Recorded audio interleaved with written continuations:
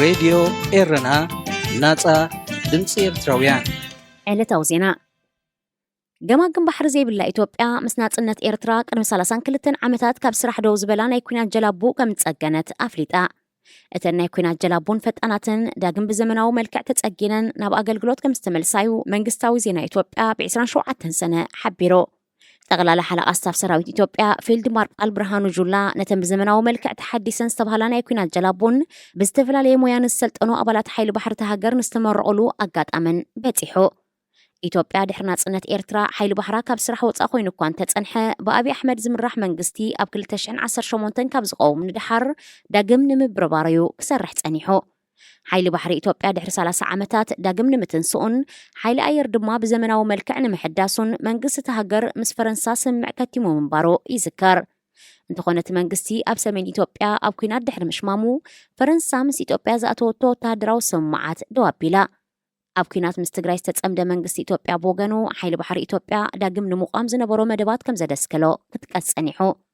ገማግም ባሕሪ ዘይብላ ኢትዮጵያ ዳግም የበራበሮ ኣለኹን እትብሎ ሓይሊ ባሕራ ኣብ ቀላያትያ ትድኩኖን ተሰልጥኖን ዘላ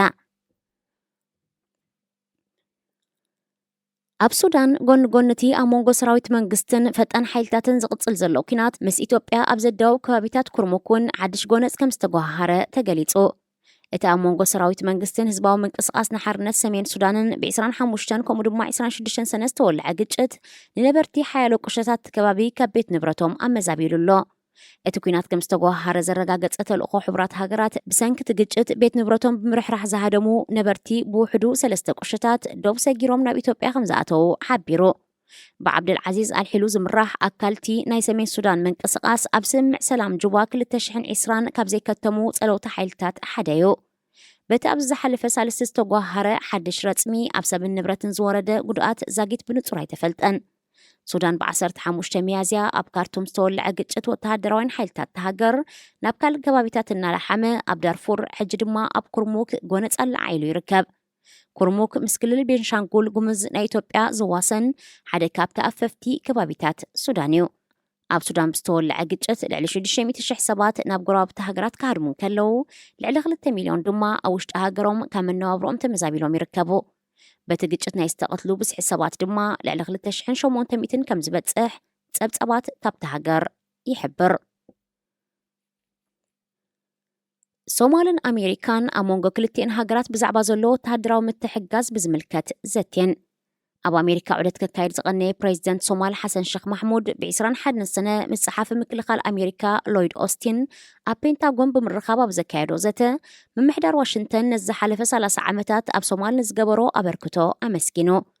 ሰራዊት ሶማል ካብ ዝሓለፈ ዓመት ኣብ ዘካየዶ ስርሒታት ልዕሊ 70 ቦታታት ካብ ኣልሸባብ ከም ዝመንዝዐ ዝሓበረት ፕሬዚደንት ነቲ ሽበራዊ ጉጅለ ጠቕሊሉ ንምእላይ ደገፍ ኣሜሪካን ካልኦት መሻርክትን ክቕጽል ተላብዩ በኣሜሪካ ካብ ዝተኣትዉ ዝተረፉ እኳ እንተለዉ ዛጊት ብዝተገብረሎም ሓገዝ ዕጉባት ምዃኖም እዩ ፕሬዚደንት ሓሰን ኣስሚሩሉ ጸሓፊ ምክልኻል ኣሜሪካ ሎይድ ኦስቲን ብወገኑ ሃገሩ ንሶማል ምሕጋዝ ከም እትቕጽሎ ብምርጋጽ ኣብ ወተሃደራዊ ጥራይ ዘይኮነ ምስ ክሊማዊ ለውጢ ተኣሳሲሩ ኣብ ዝመጽእ ብድሆታትን እውን ከም ዘተኩር ኣብሪሁ ኣብ 2025 ህዝቢ ብቐጥታ ዝሳተፎ ምርጫ ፕሬዚደንት ከተካየድ ትጽቢት ዝግበረላ ሶማል ክሳብ መወዳእታ ዝመጽእ ዓመት ጠቕሊላ ካብ ኣልሸባብ ሓራ ከም እትኸውን ፕሬዚደንት ሓሰን መብጽዓ ኣትዩሎ ሶማል ዝመጽእ ዓመት ክወጽእ ትጽቢት ንዝግበረሉ ልዕሊ 24,000 ብዝሒ ዘለዎ ዓቃብ ሰላም ሰራዊት ሕብረት ኣፍሪቃ ንምትካእ ዝበቅዕ ብዝሒ ወተሃደራት ተሰልጥን ከም ዘላያ ትገልጽ ኣብ ርእሲ እዚ ኣሜሪካ ንመንግስቲ ሶማል ንምሕጋዝ ኣዋፊራቶም ዘላ 700 ወተሃደራት ኣብ ዝመጽእ ዓመታት ብዝሖም ከተዛይድ ከም እትኽእል ይግመት ዝሓለፈ ሰሞን ኣብ ፔንታጎን ዝተኻየደ ዘተ ፕሬዚደንት ሶማልን ጸሓፊ ምክልኻል ኣሜሪካን እውን ኣብዚ ዛዕባ እዚ ዘተኮረ ክኸውን ከም ዝኽእል ወተሃደራውያን ተንተንቲ ይረድኡ ዝኸበርኩም ሰማዕትና ዜና ኣብ ዝተፈጺሙሎ ሬድዮ ኤረና ናጻ ድምፂ ኤርትራውያን